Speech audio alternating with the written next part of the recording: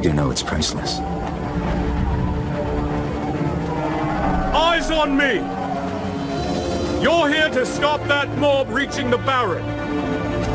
If those scum break through the gates of Northcrest, that's where they'll fall. Stand firm and Northcrest holds tonight. There are plenty of guards here, but with the mob on the way, they won't be expecting me. So one of the big cornerstones of Thief is, you know, to be concealed, to be hidden. Yep. So what we do have from the original series, we have the light gem in the bottom left corner. So that one shows dark when you're concealed majority of the view, and it becomes light bright when you enter light. What we also have is a shroud around the corner of the edge, which indicates when you transition between these zones. So you see, okay, there. so yeah, now we see slight shroud encroaching. This means you're hidden. Even if this guy looks up, he's not going to see you. So it might look like a binary system, but it's not. It's a very complicated sensory system. But it does have like a feedback system to when is it that you're most exposed versus when you're most hidden. So there are several states, and you know, like for example here, the surfaces actually make a huge difference. The grass makes less sound. If you run through water, it's going to make a lot more sound. So the player has to like adapt to say, what is the surface I'm going to be threading on? Actually makes a difference. Due to an event that happens earlier in the game as well, you have something called Focus, which is, by the way, completely optional if you want to disable it. You do not need it to complete the game, but you can use it in special cases. That's this mode right now that we're seeing? Exactly. You can use it to increase your aim. You can use it to see things in the environment you might have missed. Okay. Sort of, I mean, that's a tool that many modern action games use, especially to enhance the sort of stealth gameplay, but I think, you know, your emphasis on it's completely optional certainly speaks to how dedicated you guys are to retaining that original, very hardcore stealth mode of the original Thief games. Exactly. There's also a lot of the UI you can enable or disable depending on, you know, how much help do you want. Some people, you know, they play at home and, you know, their kids screaming in the background. We want to make sure that they still have, you know, they don't have to reload to get the experience. But for somebody like me, I'm just going to go home, put on headphones and, you know, disable all the features. And then all the kids can scream all they want. You don't have to listen. Exactly. All right, so this is, now we're taking, you know, this environment, you know, there's plenty, we see these little raised walls. That's a pathway that Garrett could go on. We see these boxes, lots of places to sneak around. Are many of the environments in Thief big enough to give you that flexibility to choose your path through the environment? So there's geographical paths that are like multiple options even in this level. But what we also have is how do you deal with scenarios, because just in this space there's like a ton of ways you could have dealt with the situation. Yep. One of the things you see here, by the way, is the swoop dash, which is a small thing addition from the original Thief series, where you're able to you know, quickly dash backwards, sideways, like between shadows to really get a hold of the AI. And we also have the fire arrow, as you can see here. That's going to be messy. And you could set fire on these guys, but we can do more like a stealth approach for now, just to keep you on the edge. Oh, all right, yeah. Just to let you know that we could. You could. We could turn this into a bloodbath, but we'll remain stealthy. We'll remain in the dark. And yeah, so locomotion, obviously a huge part of staying in stealth, and you were talking about that little swoop move that we've seen a few times. What other tricks does Garrett have up his sleeves, or his boots, as the case may be? Up his boots? Yeah, down the boot? Down the boot. So there's a lot of things about the how we designed both the combat and how we design different things you could do. But even if you play aggressively, you still have to work from the shadows. So if you run into open light, you're not going to have a very good chance. So it's still hit and run from the shadows, even within our aggressive mode.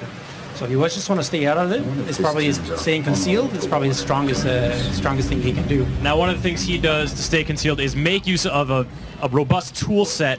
And Georgina on Twitter is wondering about the tools that Garrett can use and about their durability. Is that also a factor? So right now the arrows are shattered on impact to leave less evidence that he was even there. Oh, nice. So there's a small twist. Not durable on purpose. Exactly. Yeah. So you don't want to leave a mark anyway. So that's kind of the thing. So what you have here, you've seen the fire arrow that you can use to ignite things. You can destroy objects with it. You also have the blackjack. You can create sound by slapping a table or whatever.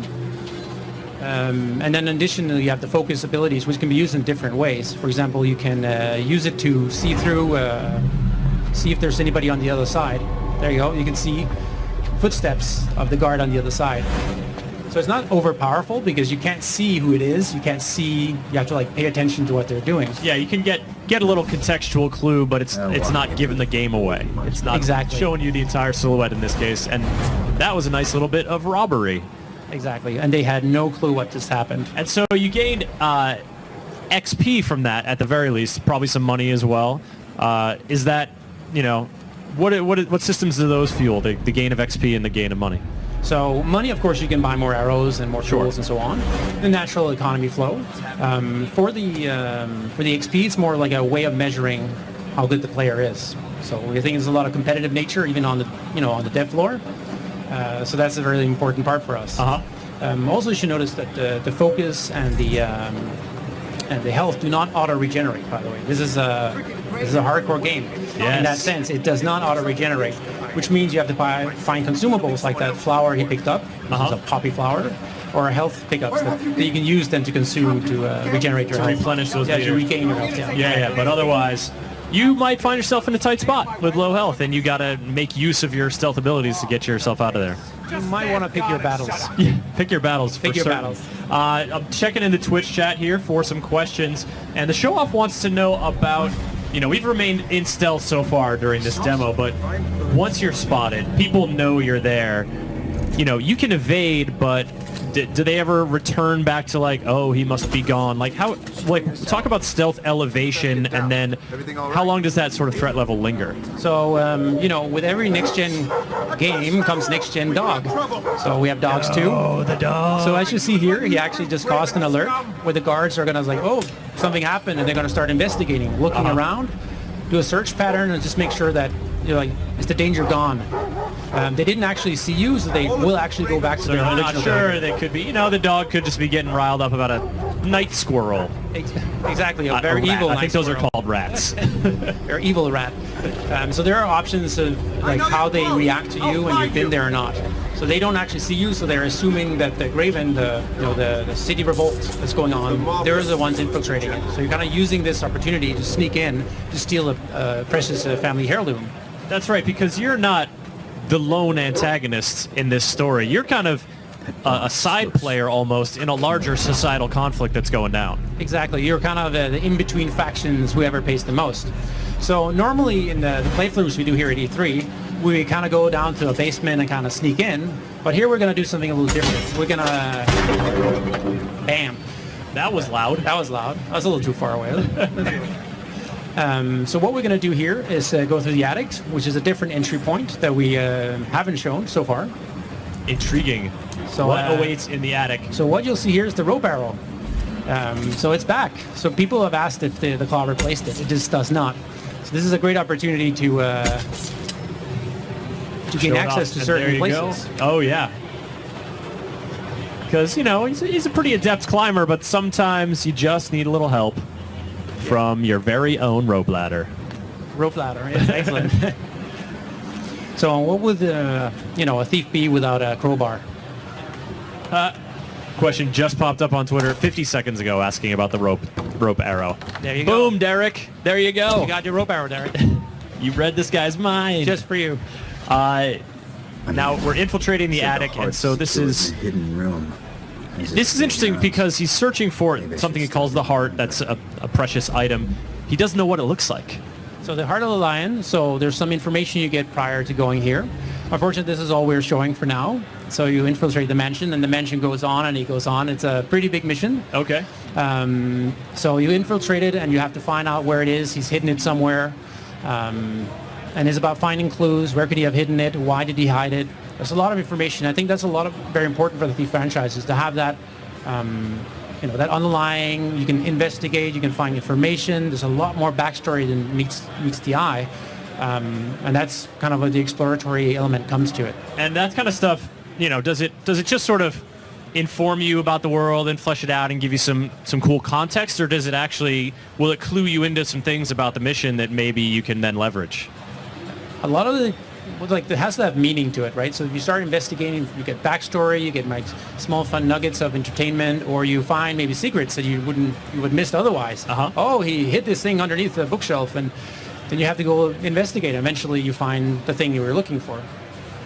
We've got a question from Twitch chat wondering about third-person view. Zonehammer is curious. You know, this is obviously first-person in the demo and all that we've seen so far, but previous Thief games have had third-person view, and So primarily this is a first-person game. yes. And in small segments, we have a third-person climbing sequences, just like small here and there, very isolated compared to the main game. So it's a purely first-person systemic game. Cool. This being a show where next-gen hardware is on display and next-gen gizmos and gadgets and whatnot, this was playing on a PS4 debug, after all. Touchpad use on the PS4 controller or any kind of tablet integration, that kind of stuff. What do you got? So for the PS4, we have some motion control to help with the swoop. We have aiming with the bow, and we have some ideas for how to do frame search and stuff like that with the touchpad. So there we have a lot of ideas right now. Right now we're not showing too much because our ideas are still, we really want to make them They're still ideas. impressive. You need to see if they're actually going to work in a game or not, whether or not they're just neat ideas. All right.